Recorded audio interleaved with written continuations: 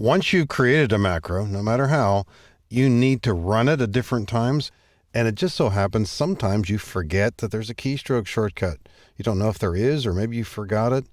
It doesn't have a button associated with it. How do we track down our macros?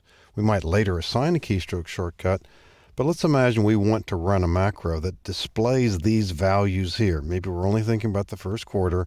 We want these values displayed in millions. We've already written a macro to do that. The macro will display these values in millions with a single decimal. A lot easier to read. But we've forgotten the keystroke shortcut. What are we going to do? On the View tab, go to the Macros button. Choose View Macros. We don't care about seeing the code or making any changes. Don't worry about the keystroke shortcut now. We simply want to run this macro.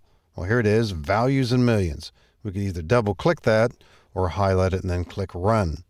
We have run the macro. That's our fallback method.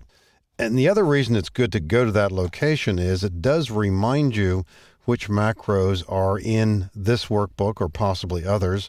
So viewing the macros, and even though we have only 2 here right now, nevertheless, it will help you figure out where macros are.